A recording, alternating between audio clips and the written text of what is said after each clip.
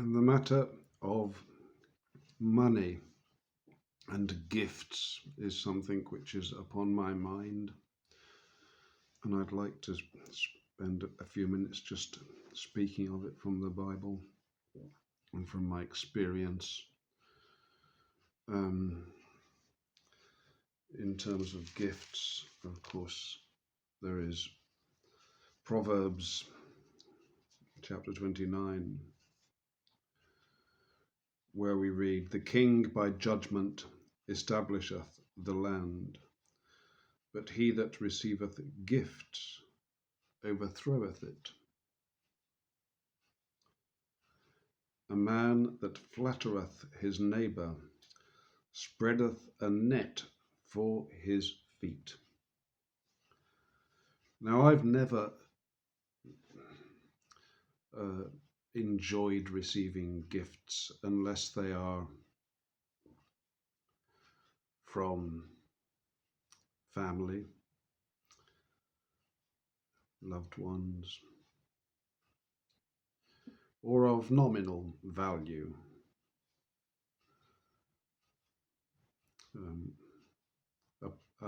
A paltry item, a token. Otherwise, gifts seem to carry with them some sort of a curse, or so it seems to me. Some sort of a curse. They often, perhaps not always, but they usually have some kind of expectation on the part of the giver. And they're not, of course, required or requested. So really, what seems like an act of generosity and kindness is often nothing more than a satanic attack, leaving the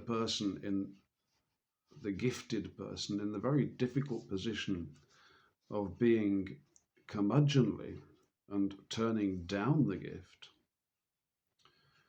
or being, how shall we say, ungodly, really, and accepting it and anything that it may imply.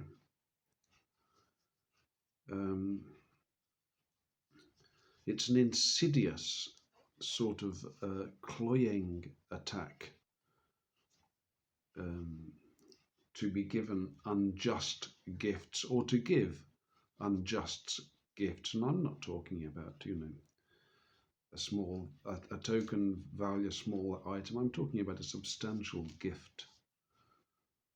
And really, I think we should be very wary of such matters.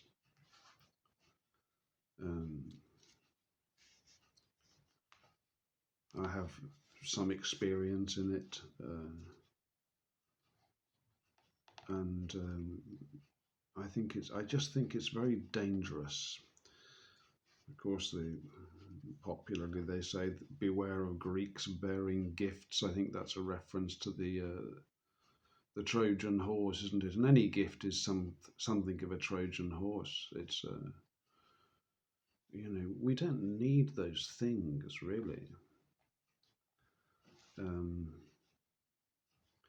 It's somewhat an attempt to control the gifted person, a subtle attempt to exert a measure of control. And it's tedious. I have a neighbour, a very friendly set of neighbours. They are of the Muslim faith, and because I'm getting on in years, I think, and they have this custom. It's happened with another neighbour, another Muslim neighbour, and they'll periodically bring round a dinner, all cooked up, ready for me.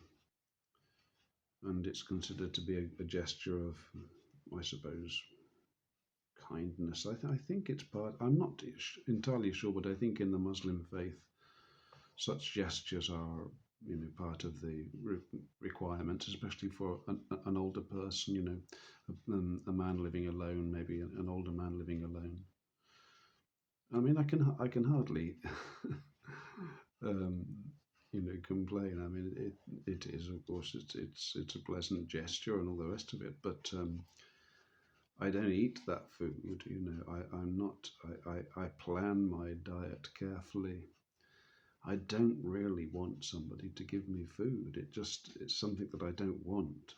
And I don't want again to appear curmudgeonly, but I have subtly tried to dissuade the practice now because it's just over the top somehow. But there are other cases of gifts that I have been given, and I just think that they're not godly. It's not a godly way to behave, to give people things, um, unless it's a small value, and unless perhaps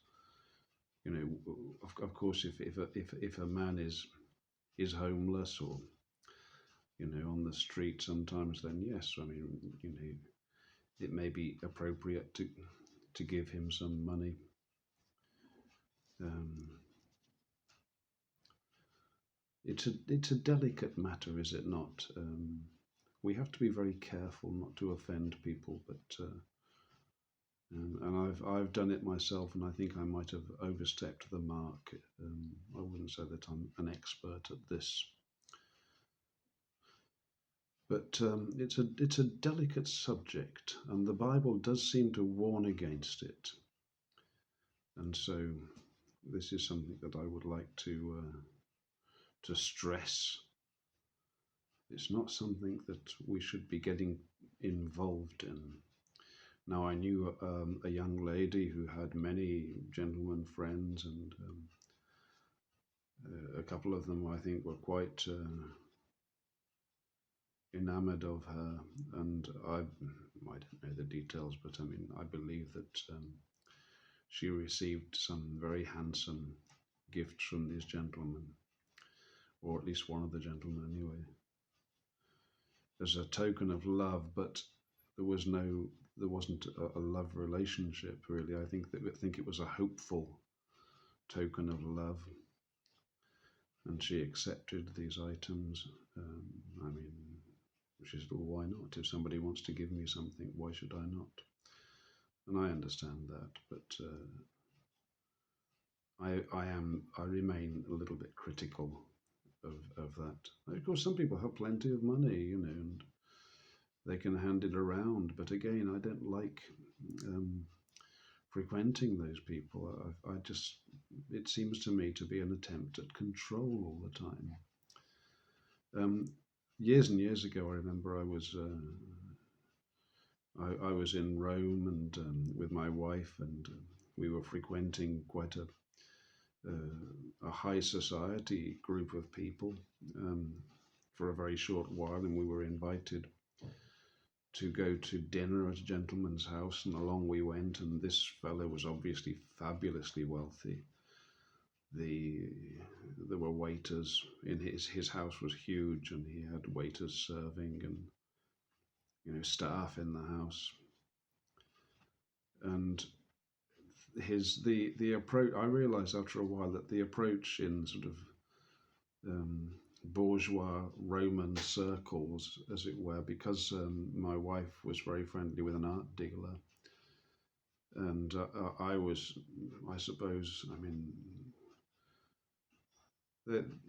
some of these people, they wanted company.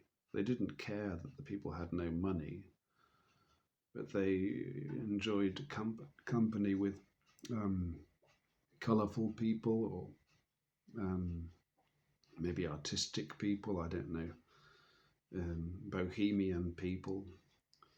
It was a pastime almost for them. And so this particular gentleman, and I found later on that many very, very wealthy people had an entourage of what you would call hangers-on, I suppose. And we were invited, I can't remember whether it was that day or the next day, we were invited to have breakfast at a restaurant in Rome, or at a bar in Rome. And the prices at this place were just fabulous. I mean, they were absolutely far above anything that I would have been able to afford just for quite a simple, a very simple breakfast. And this was all on the tab of this fellow, of course, who had just rolling in money. I don't know how much money he had, but he was obviously extremely wealthy.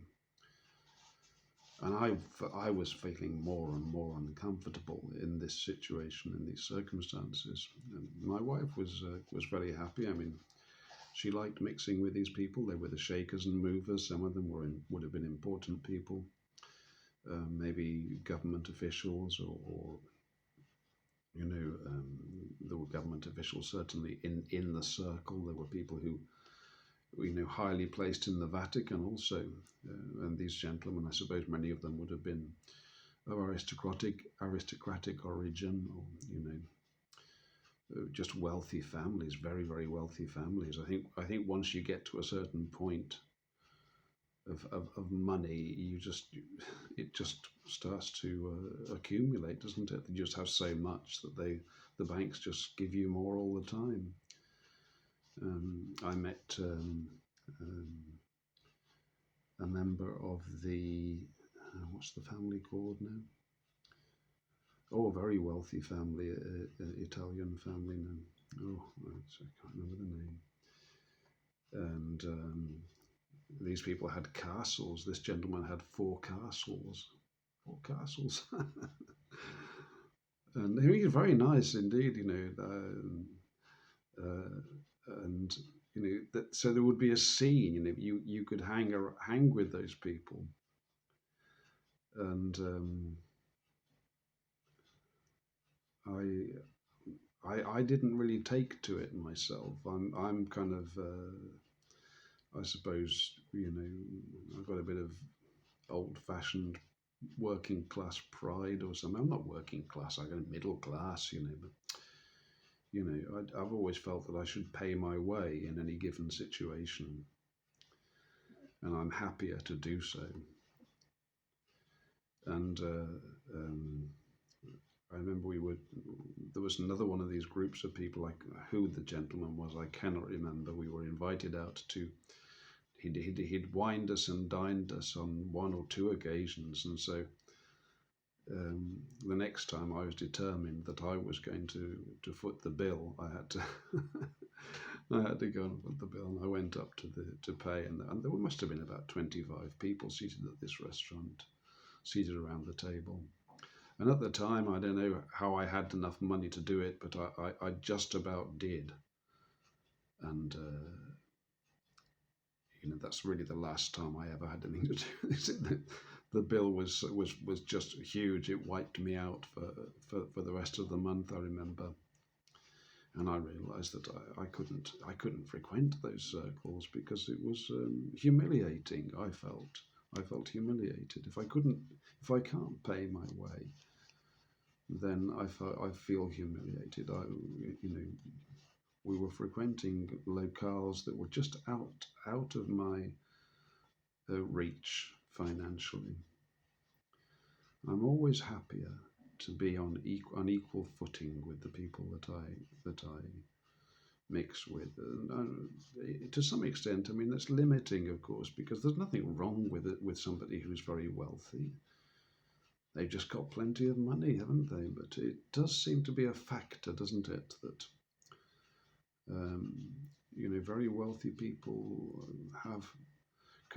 they just have a lifestyle that isn't easy to fit in with, except as a kind of lackey, and unless you have a similar sort of means. So That was my Italian experience of rubbing shoulders with very, very wealthy people indeed. And I suppose I've always been a bit snobbish about it. But I mean, there is nothing wrong with having a lot of money, but it does seem to separate people somewhat, doesn't it?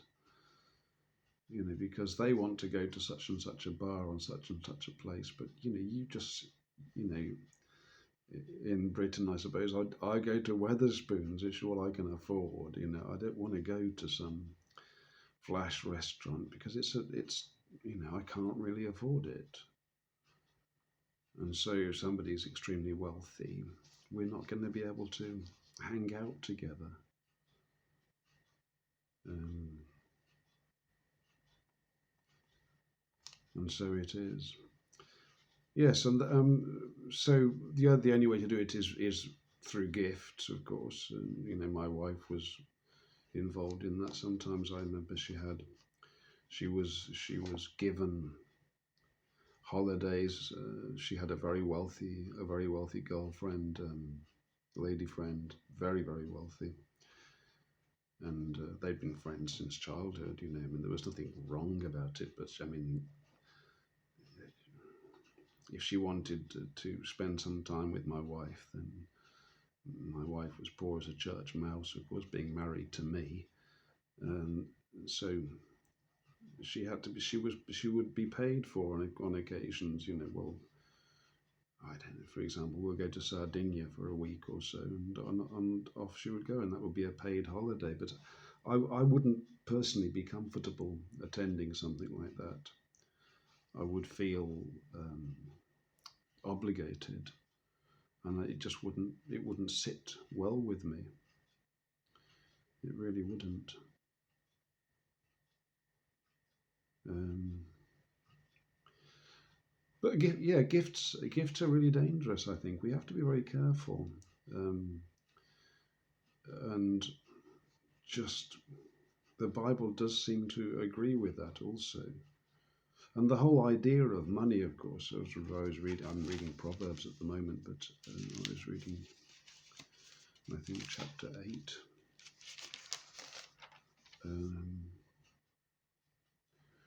Receive my instruction and not silver and knowledge rather than choice gold.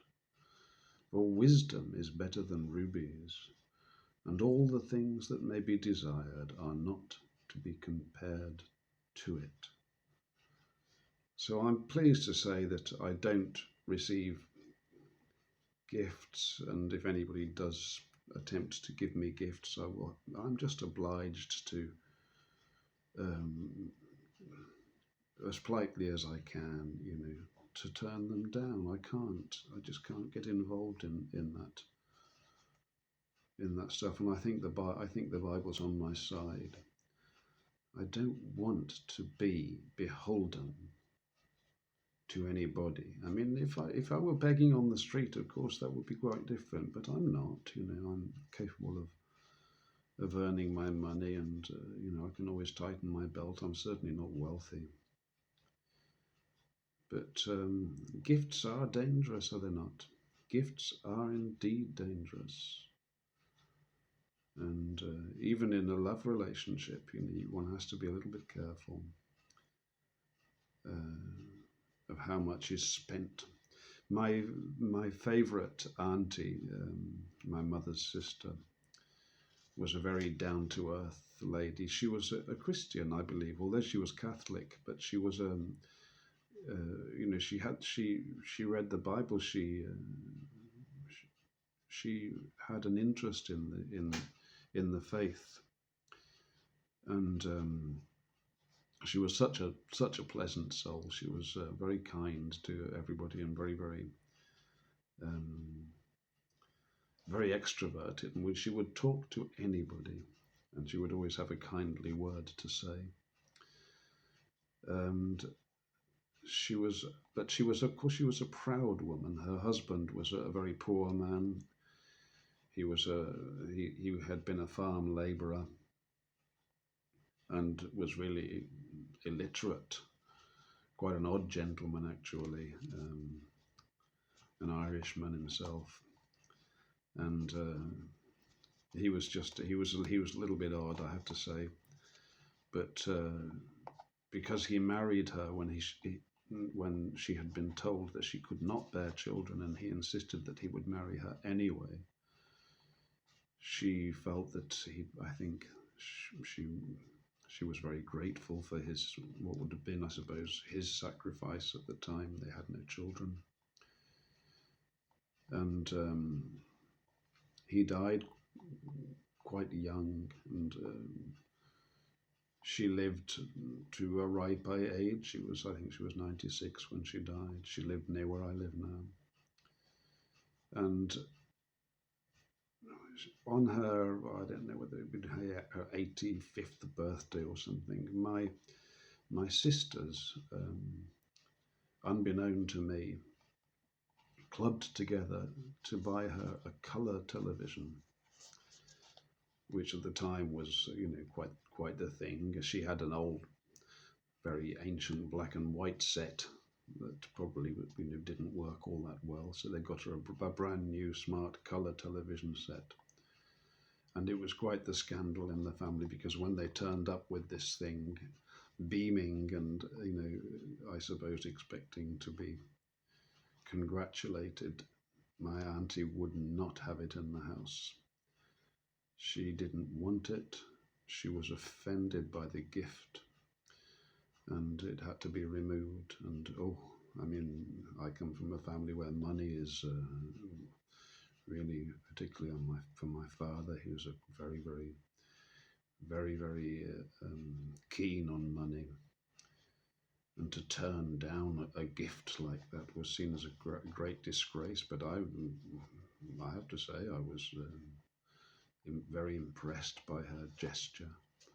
I think it was a wonderful thing in a way that she did. Of course, I'm sure she didn't want to offend my sisters, but they hadn't been really thoughtful, you see, because she was used. It was the old television that she had with her husband, and it was black and white, and it was good enough for her. She didn't want the posh one. She didn't want to sort of be above her station. Quite the thing, isn't it? We have to be very careful, brothers and sisters, with our gifts. It would seem, a contrary thing in actual fact, but really, a gift can be a great offence. Oh, my Lord. So it is. Good night, everybody.